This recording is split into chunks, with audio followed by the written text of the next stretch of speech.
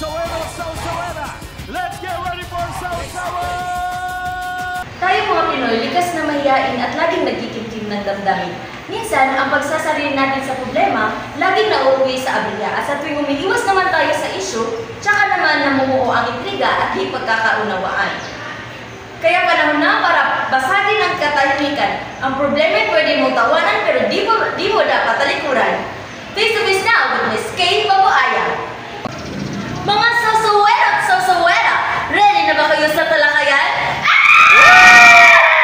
Sa Ukrayan, ready na ba kayo? Ako po ang inyong Ate Kay na laging nagpapaalala na kung may problema ka, pag-usapan at harapin natin yan face to face. Kasama natin of course ang ating mga tagapayo, ang ating spiritual advisor, kumbaga ang ating guiding light, Miss Lizel May. Tinutulungan tayong makakuha ng mga tunay na balita, Miss Jeneline Mabandos. At of course, kasama natin ang ating B1 at ating B2. Kaya, ano bang hinihintay natin? Atin ang simulan ang ating talakayan. Kaya, ano bang hinihintay natin? Atin ang simulan ang ating talakayan. Sa talakayang ito, ating matutunghayan ang pagkakaibigan na nasira dahil sa stress. Atin ang tawagin ang dalawang panig. Sa panig na ito ay nandito si Miss Sheila Cañas at si Miss Gina Lupugan. At sa panig na naman ito, ating nakikilala si Miss Angel Ibanez at si Miss Mamerno Sinabre. Iwan nila!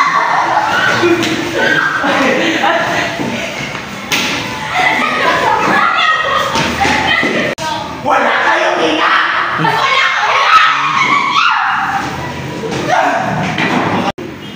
At ngayon, nakikita naman natin ang grabing gulo na sanhin ng pagkakaibigan ito.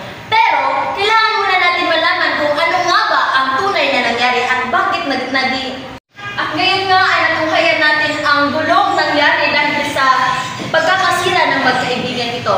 Pero, kailangan muna natin malaman kung ano nga ba ang sanhin ng bakit nasira ang kanilang pagkakaibigan. Atin natunghayan at ating alamin. Miss Mamerto, pwede mo bang sabihin sa amin kung ano nga ba ang nangyari? Ganito kasi yan, Miss Kay. Tama ba yan na... Ayaw, magtuwa na! May buwan na! Ate ko! No! Kung mabuti kang kaibigan, dapat mabuti yung ginawa mo sa kaibigan natin na stress. Miss Kay! Ate muna pakinggan ang panig ni Miss Mamerta. Sabi niya, mag-bar daw, mag-inom. Tama ba yan?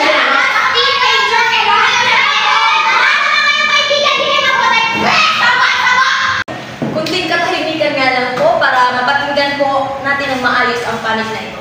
Ngayon, tatanungin natin si Miss Angel Ibanez kung ano nga ba talaga ang totoong nangyari. Ganito kasi yan, Miss Kay. May isa kaming kaibigan na na-stress, then lumapit sa amin, nanghingi ng tulong.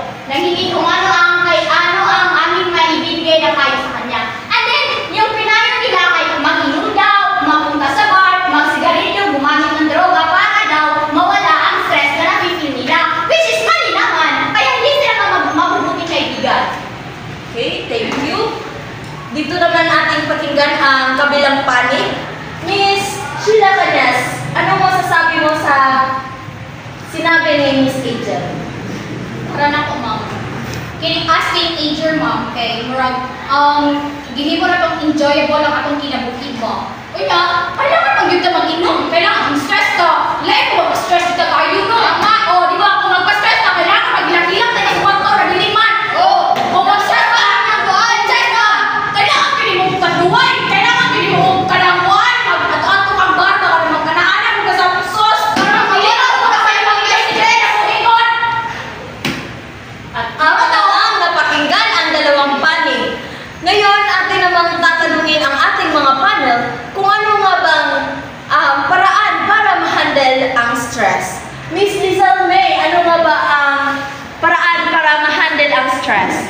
Okay, so may punto ang dalawang panig, and for me, there are several ways on how to there are several effective strategies strategies on how we can handle stress properly. So the first one is guided meditation and deep breathing. So when you're stressed, you need to utilize and distract yourself from daily stressors and practice deep breathing. The next one is to maintain physical exercise and good nutrition.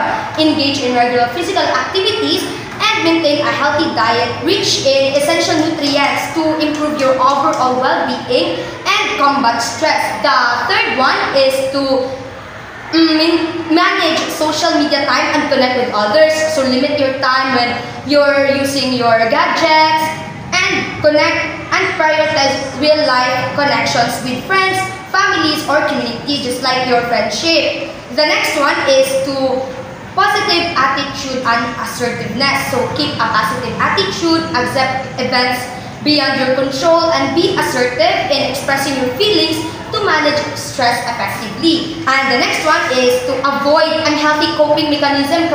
Kaya sa giingon ni Shella Cañas na mag-inom ng alcohol.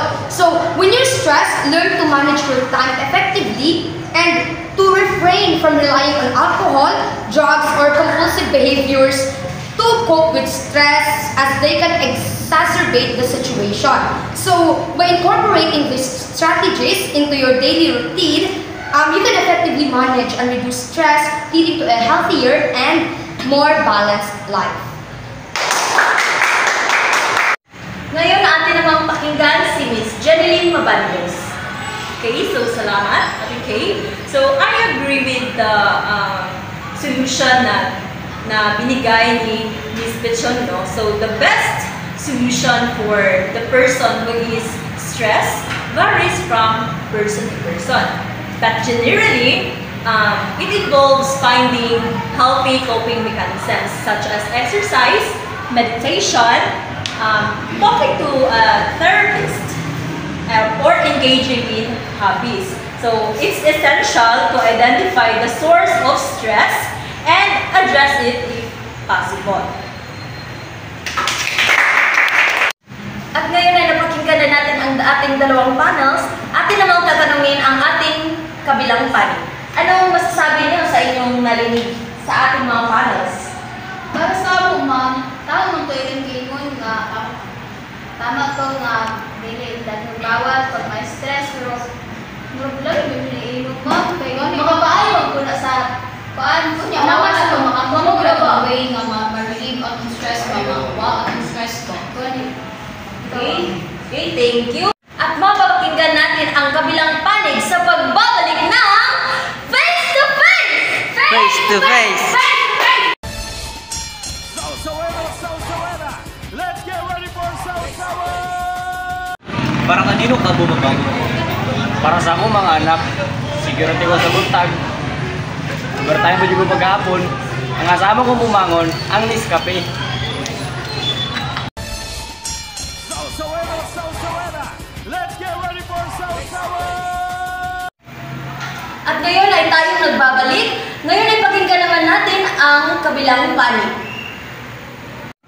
So, based sa mga sinabi ng ating mga panel o mga tagapayo, na-realize ko na may punto talaga yung payo natin ni Ma'am Merta sa aming isang kaibigan na na-stress. Kasi, hindi naman kasi tama na uminom tayo pag na-stress. Kasi, para sa akin, mas lalala yung stress na ating mararamdaman kasi pwedeng lumala ang problema at pwedeng mas may mangyari pang masama sa atin. So, sa akin, mas maganda talaga yung pumunta tayo sa mga tao na alam natin na makakatulong sa atin. Pareho na lang sa pamilya or sa mga mabubuting kaibigan na pumunta sa mga kaibigan natin na magaganda yung mga impluwensya at makakapagpayo ng maayos sa atin or sa mga taong may na-stress. Yun lang po. Maraming salamat, Miss Angel Ibanez. Ngayon ay atin namang alamin ang mga agencies na pwedeng makatulong sa pag-handle sa stress. Ngayon ay ating aalamin kung ano yung ibang paraan pa para ma-handle ang stress or ano ang mga dapat lapitan para ma-handle ang stress. Unang tatanungin natin si Miss Jeneline Mabandos. Okay, salamat Ate Kay. So, there are several agencies na maaari nating pagtunguhan sa pagbibigay ng maaaring ating mga problema. So, isang halimbawa dito ay ang public health centers. Next is hospitals. At ang panghuli ay support groups, which is dito kayo nabibilang na kung saan ay sumusuporta kayo sa inyong kaibigan kung paano i-handle ang kanyang problema, which is stress. So, let's tackle about the support groups. So, tama yung panig nila Miss Angel na lumapit sa mga tao na maaaring makatulong sa inyo. No? So, at dito naman sa kabilang panig, tama rin yun. Pero, dapat mas uunahin natin yung positive ways na talagang makakatulong sa atin. Ngayon ay ating pakinggan si Miss Lizel May.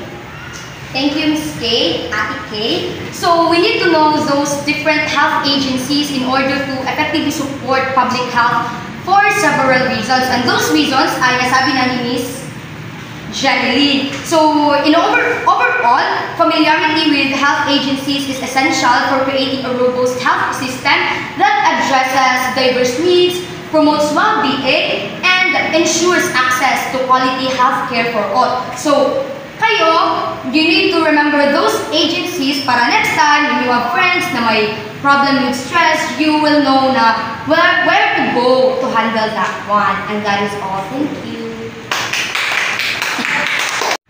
Base sa ating napakinggan sa mga panels, atin naman tutunghayan kung ano ang masasabi nila sa isa't isa. Magsimula tayo sa kabilang part. Para sa mga realize na mga mali yun dahil may dapat diay akong stress kay kabalo yun dahil mo handle, nakabalo dahil kung asa may adto niya right way to handle stress yun kay para hindi pa mas mulala ang among stress, mas dili pa mo connect o laing problems kapag yun. So niya, for me, I wanted to say sorry sa ako mga friends and I hope na hindi ta maging friendship over. Dapat friends yan. Okay. Salamat. Ngayon ay ating pakinggan ang kabilang panig. Anong masasabi niyo sa inyong kaibigan? So, masaya kami kasi inadmit nila na mali sila at sana naging aral ito sa inyo na sa susunod na pag may kaibigan kayo na stress,